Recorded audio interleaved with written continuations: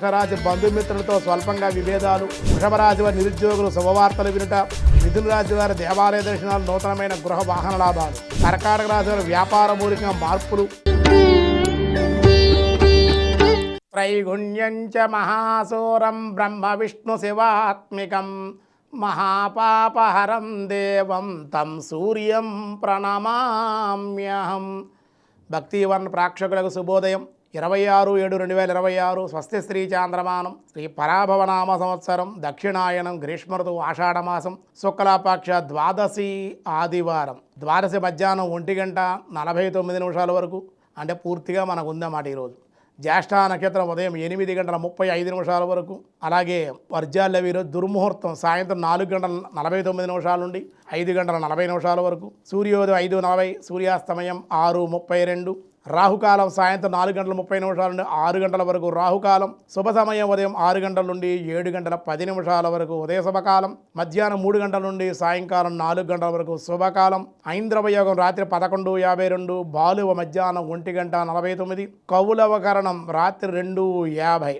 దినారంభ చక్రంలో ఈరోజు ముందుగా మేషరాశి బంధుమిత్రులతో స్వల్పంగా విభేదాలు, అశాంతి. వృషభరాశి వారి నిరుద్యోగులు శుభవార్తలు వినుట, దూర ప్రాంత ప్రయాణాలు చేసే అవకాశం ఉంది.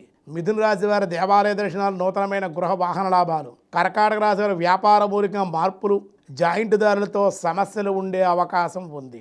సింహరాశి వారికి అనుకోని ప్రయాణాలు, బంధు దర్శనాలు, అనుకోని పనులు కొన్ని పూర్తయ్యే అవకాశం. కన్యారాశి వారి వివాహ శుభ ప్రయత్న లాభాలు, బంధుమిత్రుల సహకారం అందే అవకాశం ఉంది. తులారాశి వారికి గృహ వాహన విషయాల్లో మరామత్తుల నిమిత్తం ధన వ్యయ సూచనలు. వృశ్చిక రాశి వారి కొత్త ఉద్యోగంలో చేరుట, కార్యజయము, ఆనందం. ధనసు రాశి వారు రావలసిన ధనము అందుట, వస్త్ర లాభాలు. మకర రాశి వారికి ధన వ్యయము, అనుకోని ప్రయాణాలు చేయవలసి వచ్చుట. కుంభరాశి వారి కుటుంబంలో అశాంతి, కోపతాపాలు, మానసిక విచారము, సూతక వార్తలు విడే అవకాశం. మీనరాశి వారి సంతానం వల్ల ఇబ్బందులు, వ్యాపార మూలికంగా నష్టములు కూడా ఉన్నాయి. నిన్న తొలి ఏకాది ఉపవాసం చేసినటువంటి వాళ్ళు ఈరోజు ద్వాదశి మధ్యాహ్నం 1:49 వరకు ఉంది కాబట్టి 1 గంట లోపుగానే ద్వాదశి పారాయణ పూర్తి చేసుకుని అక్షతలో నీళ్ళ చొక్కలు విడిచిపెట్టి కాయేన వాచ మనసేంద్రియైర్వా బుద్ధ్యాత్మనా వా ప్రకృతే స్వభావాత్ కరోమి యజ్ఞ సకలం పరస్మై నారాయణాయేతి సమర్పయామి అని భగవద్ ఆరాధన, శాలిగ్రామార్చన, బ్రాహ్మణ భోజనం చేసి అనంతరం మీరు కూడా ద్వాదశ పారాయణ వెళ్లకుండానే భోజనం చేసి అక్షతలు నీళ్ళ చొక్కలో కూడా ద్వాదశ పారాయణం పరిపూర్ణం సంపూర్ణం నారాయణ చరణారవిందార్పణ వస్తుంటే విడిచిపెట్టి ద్వాదశ పారాయణ ఈరోజు పూర్తి చేయాలి. ద్వాదశి ఆదివారం కాబట్టి సాధారణమైన వ్యవహారానికి ఈరోజు అనుకూలం.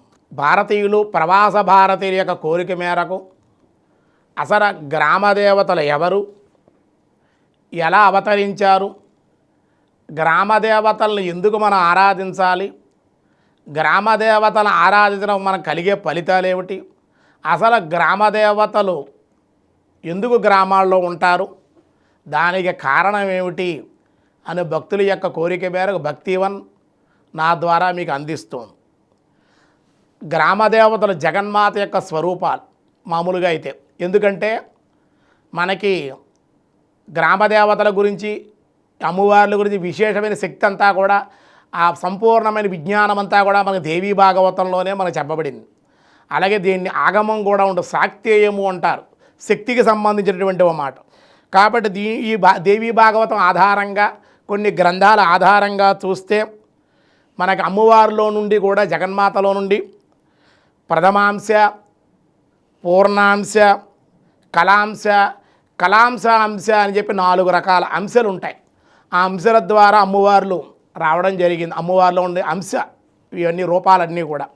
కనుక ప్రధానాంశలో కనుక మన సరస్వతి, నవదుర్గలు వీళ్ళంతా కూడా ప్రధానాంశలో కొంతమంది దేవతలు ఉంటారు. ఇంకా ద్వితీయాంశలోకి వచ్చిన తర్వాత మనకి గణేష, జననీ దుర్గా, రాధాలక్ష్మి, సరస్వతి, గాయత్రి అని చెప్పారు. ఈ ప్రధానాంశలు ఈ రూపాల్లో గణపతి, దుర్గాదేవి, రాధాదేవి, లక్ష్మీదేవి, సరస్వతీదేవి, గాయత్రి మాత వీళ్ళు పూర్ణాంశలో ఉన్నారన్నమాట అండి. ఇంకా కళాంశలోనే గ్రామదేవతలు ఉన్నారన్నమాట. చూసారా, ప్రధానాంశలో ఏమో సరస్వతి, నవదుర్గలు కొంతమంది ఉంటే, పూర్ణాంశలో గణపతి, దుర్గా, రాధ, లక్ష్మి, సరస్వతి, గాయత్రి మాతలు మనకి పూర్ణాంశ అంశాలుగా అమ్మవారి అంశంలోంచి వచ్చినటువంటి వాడు. ఇక కళాంశలో మట్టికి మనకు వచ్చినటువంటి వాళ్ళల్లో మనకు విశేషంగా గ్రామదేవత. ఎవరు ఈ గ్రామదేవతలు, ఎంతమంది ఉంటారంటే కనుక కొంతమంది సహస్రం, 1000 పై చెప్పారు. కొన్ని గ్రంథాల్లో ప్రధానంగా మనకు తెలిసిన గ్రంథాలు 108, 101 గ్రామదేవతలుగా కూడా చెప్పారు. వాళ్ళల్లో రకరకాల పేర్లు ఇందాక చెప్పుకున్నాం. ఓం ప్రకృత్యే నమః. జగన్మాత ప్రకృతి స్వరూపిణి, పరమాత్మ. ఈ కలయిక సృష్టి, పరమాత్మ ప్రకృతి కలయికే సృష్టి అన్నమాట. కనుక ప్రకృతిలో అమ్మవారు ఉంటుంది కూడా అమ్మవారిని ఆరాధించాలి. 10 కోడళ్ళు 10 గుడిసెలు కలిగితే అది గ్రామము అన్నారు. అలా జీవించడం వల్ల దానికి ఏదో ఒక ప్రకృతిని ఆరాధించాలి. కాబట్టి మనకు ఆహారం కావాలి. ఆహారం కావాలంటే కనుక ఏం చేయాలి? నూకాలమ్మ అని ఆరాధన చేశారు. ఆవిడ నూకలు మనకి బియ్యం తినడానికి ఆహారం ఇస్తుంది, మనకి నూకలు ఆయుష్ని ఇస్తుంది కనుక నూకాలమ్మ. అలాగే కట్టమైసమ్మ అన్నారు. కట్ట అంటే ఈ కట్టేని కూడా వస్తుంది. కట్ట అంటే ఆయుష్. మనకేమన్నా ఆయుష్ తగ్గిపోయి మరణాన్ని దగ్గర అయిపోయామనుకోండి, అకాల ఏదన్నా కారణం వల్ల ఆ కట్టమైసమ్మ ఆవిడని కనుక ఆరాధించినట్లయితే వాడికి అనారోగ్య సమస్య కానీ అపమృత్యు భయం కూడా లేకుండా ఆయుష్ని ఇస్తుంది ఆవిడ కట్టమైసమ్మ అన్నారు. ఇంకా ఎల్లమ్మ అన్నారు. ఎల్లలకు అమ్మ ఎల్లమ్మ అంటే మన ఎల్లలన్నీ కూడా ఈ గ్రామాలంతా కూడా కాపాడేటువంటి, నగరాలు కాపాడే అమ్మ ఎల్లమ్మగా చెప్పారు. పోచమ్మ, ఇలా రకరకాలుగా అమ్మవార్ల పేర్లతోటి మనకి సత్యమ్మ, ఇంకా అమ్మవారు చెప్పాలంటే మనకు నూకాలమ్మ అని చెప్పుకున్నాం. అలాగే గంగానమ్మ, గంగమ్మ, గంగానమ్మ అంటే మనకి జలం కావాలి. ఆ జలం కావాలంటే అమ్మవారి ప్రకృతిలో గంగానమ్మ, గంగమ్మ అనే పేరుతో మనం ఆ గంగానమ్మను ఆరాధన చేస్తాం. ఇంకా కురవమ్మ అంటే ఆయువు గురించి. ఏమండి, పంచభూతాత్మకంగా కూడా అమ్మవారిని ఆరాధిస్తూ ఉంటాం. సూరమ్మ చూసారా, సూర్యుడిని అమ్మగా భావించి ఆరాధించాం. పున్నమ్మ అంటే సోముడు అంటే చంద్రుడు.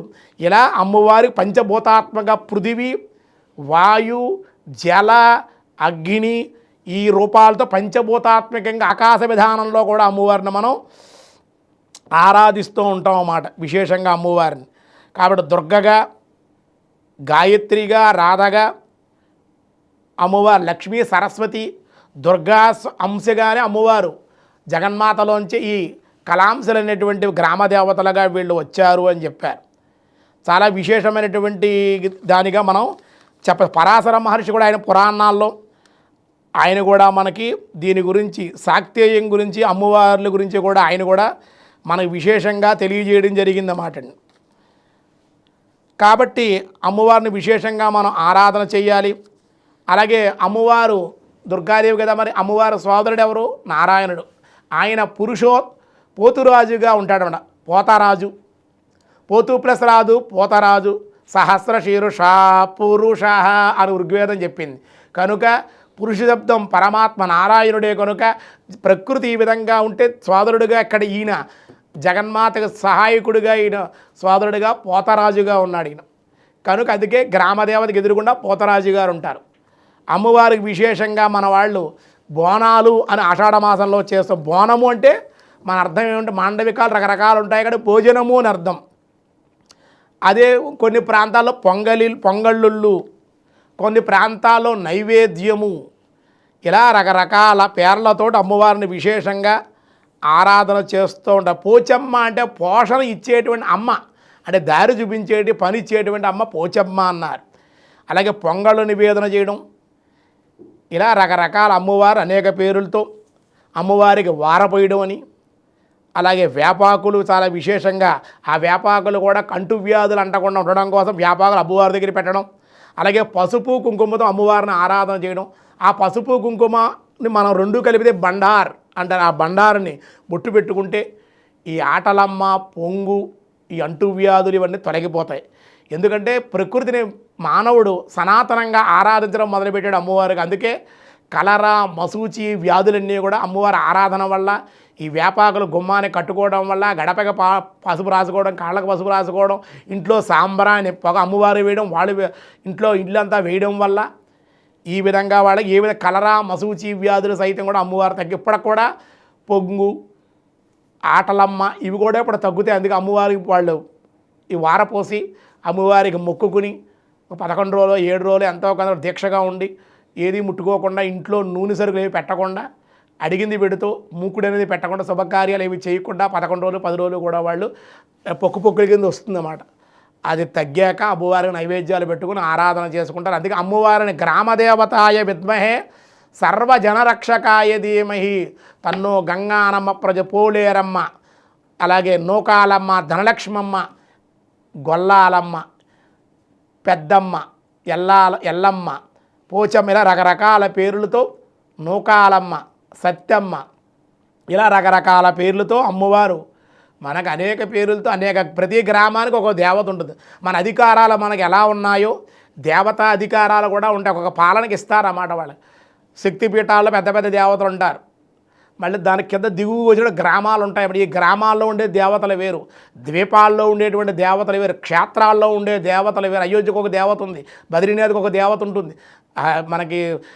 మన కేదార్నాథ్కి ఒక దేవత, మనకేమో కాశీలో మనకి గవ్వలమ్మ అనే ఒక అమ్మవారు ఉంది. ఇలా ఆ క్షేత్రాలను బట్టి మనకి దశలుగా ఒక పద్ధతి ప్రకారంగా మనకి ముఖ్యమంత్రి, ప్రధానమంత్రి, కలెక్టర్ గారు, డిఎస్పీ గారు, రెవెన్యూ అధికారులు ఎలా వస్తారు, గ్రామ పంచాయతీ ప్రెసిడెంట్ గారు ఎలా ఉంటారో అలాగే దేవతల యొక్క పదవులు ఉంటాయి. కాబట్టి జగన్మాత తన అంశల్ని మన రక్షణ కోసమే, గ్రామాన్ని సంరక్షించుకోవడం కోసం గ్రామదేవతగా అమ్మవారు వస్తుందన్నమాట. ప్రతి గ్రామానికి ఆవిడికి ఈవిడికి పక్క గ్రామానికి ఈవిడికి సంబంధం లేదు. ఏ గ్రామానికి ఆ గ్రామం. మరి పంచాయతీ కూడా అంతే కదా. పంచాయతీ బోర్డు ప్రెసిడెంట్ గారు ఉన్నారనుకోండి, అధికారం ఆయనకేంటి అధికారం, ఆ గ్రామానికే చూసుకోవాలి. ఈ నిధులన్నీ పక్క గ్రామానికి పట్టుకెళ్ళరుగా, మన గ్రామంలోనే ఖర్చు పెడతారు. అలాగే అమ్మవారు రక్షణ కూడా అయినా గ్రామానికే ప్రెసిడెంట్ రక్షిస్తాడు ప్రజలందరినీ కూడా. అలాగే గ్రామదేవత ఏం చేస్తుందంటే గ్రామంలో ఉండే ప్రజలకు ఏ విధమైన అనారోగ్యాలు రాకుండా, దుష్టశక్తులు ఏవి కూడా గ్రామంలో ప్రవేశించకుండా ఉండడం కోసమే గ్రామదేవతను ఆరాధించేవారు. పూర్వకాలం ఏం చేసేవారంటే ఏదైనా దుష్టశక్తులు ప్రవేశిస్తే ఊరి చివరిని బలి ఇచ్చేవారు. ఈ జంతు బలి ఏదో ఉండేది అప్పట్లో, వాళ్ళకి సరిగ్గా తెలియదు, అజ్ఞానంలో బలి ఇచ్చేవారు. అదే క్రమేపీ ఏమైపోయిందంటే ఆ బలి అంతా కూడా గ్రామదేవతలకు బలి ఇవ్వడం మొదలుపెట్టారు. ఈ కోళ్ళు, మేకలు ఇవన్నీ కూడా. అలా ఈ యొక్క బలి అనేటువంటిది, జంతు బలి అనేటువంటిది అలా తెలియకుండా అనేది కానీ ఎక్కడా కూడా వేదల్లో కానీ శాస్త్రంలో కానీ ఎక్కడా కూడా జంతు బలి చేయకూడదు. జంతు బలి నిషిద్ధం అన్నమాట. ఎటువంటి పరిస్థితుల్లో జంతువులు హింసించకూడదు. జీవహింస అనేది పనిచేయదు, ఎక్కడా లేదన్నమాట. ఎందుకంటే మనకు రకరకాలుగా మనకు అమ్మవారి గురించి మనకు ఆ బ్రహ్మకీట జనని అని చెప్పాం కదా. బ్రహ్మగారి దగ్గర కీటకం వరకు కూడా అమ్మవారి తన సంతానమే కదా. తన సంతానాన్ని తాను చంపుకుంటుందా? కోళ్ళు అమ్మవారు లేదా, మేకలు అమ్మవారు లేదా, మనుషులు అమ్మవారు లేదా? ప్రతి దాంట్లో అమ్మవారే ఉందిగా. తన తల్లి తన కొడుకుని తన పిల్లల్ని చంపుకుంటుందా? కనుక అమ్మవారి ప్రీతికరమంటే కుష్మాండ, గుమ్మిడి పండు అన్నమాట. ఆవిడ చాలా ప్రీతి గుమ్మిడి పండు. గుమ్మిడి పండుని బలిగా ఇవ్వచ్చు, కొబ్బరికాయ కొట్టవచ్చు, వార పొయ్యవచ్చు, పొంగళ్ళు ఇవ్వచ్చు, పూర్ణంబూర్లు బూర్లు వండుతారు, నైవేద్యం పెట్టవచ్చు, సంబరాలు చెయ్యాలి, జాతరలు చెయ్యాలి. అమ్మవారి గ్రామదేవత ఆరాధన ఎలా ఉంటుంది. చాలామంది ఏం చేస్తారంటే సంవత్సరానికి ఒకసారి చేస్తారు. అది గుర్తుకు రాదు పాప ఊళ్ళో ఉన్నా కానీ. మన ఊళ్ళో గ్రామదేవత ఉందిగా, సంవత్సరం సంబరాలు చేద్దాం, రోజు ఏం గుర్తుండదు వాళ్ళకి. సంవత్సరానికి ఒకసారి సంబరం చేస్తారు, తలుపులు వేసేస్తారు, తలుపులు కూడా తీరు. అలా చేయకూడదు, చాలా దోషం, తప్పు కూడా, గ్రామానికి మంచిది కాదు. ఎందుకంటే మనకు అనేక క్షేత్రాల్లో అనేక కోర్టు సమస్యలే కలిగి పెద్ద పెద్ద దేవాలయాల్లో కూడా గ్రామదేవతల తలుపులు మూసేసి గ్రామదేవతను బంధించేసినటువంటి వాళ్ళు కూడా ఆ గ్రామం ఆ కొన్ని పనులు కూడా అవ్వలేదు. మళ్ళీ ఆ గ్రామదేవత ఆలయాలు తెరచి అమ్మవారిని ఆరాధన చేస్తే మళ్ళీ ఆ గ్రామం సస్యశ్యామలంగా ఉంటుంది. చెప్పాలంటే ప్రతిరోజు గ్రామదేవతను ఆరాధించాలి, దర్శించాలి. అసలు మనం నిజం చెప్పాలంటే మనం ఈ గ్రామం నుంచి వేరే గ్రామానికి వెళ్ళాలనుకునే ఏదైనా పని మీద మన గ్రామదేవత ఆలయానికి వెళ్ళి నమస్కారం చేసుకొని ఆవిడని వేడుకొని ఆవిడ అనుజ్ఞ తీసుకోవాలి. అమ్మ నేను పక్క గ్రామానికి వెళ్తున్నాను, అనుజ్ఞ క్షేమంగా వచ్చేటట్టు చేయమ్మా, నువ్వు రక్షించు, నమస్కారం చేసి వెళ్ళాలి. అలాగే చుట్టాలు ఏవైనా మన గ్రామానికి వచ్చారనుకున్న మనం కూడా వాళ్ళ రిసీవింగ్ అంటే వాళ్ళని ఎదురుకు వెళ్ళి గ్రామదేవత దేవాలయం వరకు వెళ్ళాలి. ఆవిడ అధికారిని మన గ్రామానికి. ఆవిడ దగ్గరికి వెళ్ళి ఆ చుట్టాలు అక్కడ రిసీవ్ చేసుకుంటే వాళ్ళు కూడా దండం పెట్టమ్మా మీ గ్రామానికి వచ్చి రక్షించమని వాళ్ళు దండం పెట్టుకుంటారు. పర్మిషన్ తీసుకోవాలి గ్రామదేవతది. అక్కడ దండం పెట్టుకుని లోపలికి అలా రాకుండా వెళ్ళకూడదు అన్నమాట. మళ్ళీ వాళ్ళు ఇంటికి వస్తారు, 4 రోజులు 5 రోజులు వీళ్ళు ఇంట్లో ఉంటారు. మళ్ళీ వెళ్ళిపోయేటప్పుడు మళ్ళీ గ్రామదేవత ఆలయం దగ్గర దేబెట్టి వారు పూర్వకాల సనాతనంగా మళ్ళీ ఆవిడ నమస్కారం అమ్మ మీ గ్రామానికి వచ్చి అనుగ్రహించమ్మా అని చెప్పి వాళ్ళు వెళ్తారు. ఆ 4 రోజులు ఆవిడ రక్షణ ఇస్తుంది. చూడండి ఎంత మనకి సాంప్రదాయం ఉందో చూడండి, మన పెద్దలు ఎలా పెట్టారో చూడండి. అంటే అమ్మవారికి ఎంత విలువ ఇచ్చారో చూడండి. మనం విలువ ఇస్తున్నాం ఆ గ్రామ దేవతలకి. ఎప్పుడో సంవత్సరానికి ఒకసారి సంబరాలు చేసి జాతరలు చేసేసి 360 రోజులు 360 రోజులు ఒక రోజే తలుపులు తీసి మిగతా రోజులని దేవాలయాలు మూసేస్తే, అమ్మవారి ఆరాధన లేకుండా హుండీలో డబ్బులు కొల్లగొట్టేసేసి సొంతంగా వాడుకుంటే అమ్మవారు ఎలా రక్షిస్తుంది మన గ్రామాన్ని, మన ఎలా కాపాడుతుంది? కనుక ఆ గ్రామదేవత అమ్మవారు ఆ రూపంలో ఉంటుంది కాబట్టి ఆవిడ చక్కగా ఒక అర్చకుని దేవాలయంలో పెట్టుకుని అమ్మవారి ఆరాధన, అభిషేకము, కుంకుమార్చన రోజు దీపము, ధూపము, నైవేద్యం అమ్మవారు సక్రమంగా జరిగేటట్లుగా ఎవరైతే గ్రామాన్ని అధికారులు కానీ గ్రామంలో ఉండే ప్రజలు కానీ సంరక్షిస్తూ ఉంటారో అమ్మవారు తప్పనిసరిగా ఆ గ్రామాన్ని ఇంకా బాగా రక్షించి పాడి పంటలతోటి సస్యశ్యామలంగా ఆరోగ్యంగా ఏ రోగాలు లేకుండా వాళ్ళు బాగుండేటట్లుగా గ్రామదేవత వాళ్ళని అనుగ్రహిస్తుంది. ఎవళ్ళైతే గ్రామదేవతల ఆలయాలు మూసేసి కుల మతాలకు అతీతంగా గ్రామదేవతను ఆరాధించాలి, అది కూడా చెప్తున్నా. లేదా ఆ గ్రామంలో ఉండడానికి వీల్లేదు. ఆవిడే రక్షణ ఎవరికైనా సరే. కాబట్టి కనీసం మనం చేయలేకపోతే మాసానికి ఒకసారి, వారానికి ఒకసారి అయినా సరే ఆ గుడికి వెళ్ళి అమ్మవారు ఆరాధించి గ్రామదేవత ఆలయ పోషణ, శివాలయం పోషణ, రామాలయం, శివాలయం, గ్రామదేవత ఆంజనేయ స్వామి గుడి ఎప్పుడూ కూడా ఊళ్ళో వెంకటేశ్వర స్వామి గుడి ఉండాలి. ఉంటే ఆ గ్రామానికి మంచిది అని చెప్పారు. దుష్టశక్తులు, గ్రహదోషాలు, రకరకాల చతుర్దశ కూటములు, అష్టమ గ్రహ కూటములు ఇవన్నీ వస్తూ ఉంటాయి. అటువంటి దోషాలు ఏమి లేకుండా పరమశివుడు రక్షిస్తాడు, మనకి రాములు వారు రక్షిస్తారు, మనకి గ్రామదేవత మన కాపాడుతూ ఉంటుంది. కాబట్టి గ్రామదేవతకి విశేషం చాలా శక్తివంతమైనది. మనకు తెలియట్లేదు, చులకనాభావంగా ఆవిడ ఏం చేస్తుంది, ఆవిడ చూస్తుందా అనుకుంటారు. కానీ ఆవిడ ఎప్పుడూ చూస్తూనే ఉంటుంది. మీరు ఆరాధించకపోయినా, ఆరాధించినా లేకపోయినా ఆవిడ రోజు కూడా గ్రామ ప్రదక్షిణం చేస్తుంది. తప్పనిసరిగా రాత్రి 12 దాటిన తర్వాత తెల్లవారుజామున 5 గంటలు 4 గంటల లోపు 3:30 ప్రాంతంలో గ్రామానంతా కూడా పరిరక్షణ తిరుగుతూ ఉంటుంది. మీరు అబ్జర్వేషన్ చేసుకోవచ్చు. ఎన్నో గ్రామాలను మనం కళ్ళారా చూడటం జరిగింది కూడా, మీరు ఆశ్చర్యపోతారు. అలా గ్రామదేవతల యొక్క ఈ బొడ్రాయి అని పెడతారన్నమాట గ్రామాల్లో. అంటే చేటా చీపిరి పట్టుకుంటుంది ఆవిడ. మనకి ఏ విధమైన రోగాలు చేటతో తుడిచేసి చేటతో చెరిగి అవతల వాడేస్తుంది. ఆవిడని సీతలాదేవి అన్నారు, అమ్మవారిగా పిలుస్తూ ఉంటారు. బొడ్రాయి పెడతారు. అంటే అమ్మవారి రూపం సనాతనంగా వాళ్ళకి తెలియదు ఎలా ఉంటుందో. ఒక ప్రకృతిలో వాళ్ళు ఉన్నారు కాబట్టి, ఆ 10 కోడళ్ళు ఉన్నాయి కాబట్టి ఒక రాయిని అమ్మవారుగా ప్రకృతిగా భావించి పశుపరాజు బొడ్డు, అమ్మ మాకు ఆహారాన్ని ఇయ్యమ్మ, ఇక్కడ ఉన్నా నొకాలమ్మ అని, అమ్మ మమ్మల్ని కాపాడమ్మా, ఎల్లమ్మ అని ఎల్లమ్మ పేరు పెట్టుకుని, అమ్మ మాకు అనారోగ్యంగా ఉంది, మా భర్త చనిపోయేలా ఉన్నాడు, మా ఇంట్లో ఆయుష్ ఇలా ఉంది, కట్టమైసమ్మ అని అమ్మవారిని ఆరాధించడం. ధనలక్ష్మమ్మ, ధనానికి ఇబ్బందిగా ఉందో ధనలక్ష్మమ్మ, అమ్మ నీళ్ళు పంటలు పండట్లేదమ్మా గంగానమ్మ అని అమ్మవారిని ఆరాధించడం. ఇలా చేసేవారు. అది తెలియక, వాళ్ళకి రూపం తెలియక వాళ్ళు బొడ్రాయి అని చెప్పి ఒక గ్రామంలో మధ్యలో ఆ రాయి ఇప్పటికి కూడా ప్రతి గ్రామాల్లో చాలా గ్రామాల్లో ఉంటుందన్నమాట. దాన్ని అమ్మవారి రూపంగా ప్రకృతియే జగన్మాత. జగన్మాతలో వచ్చే అంశాలు ప్రధానాంశ, మనకి పూర్ణాంశ, కళాంశ,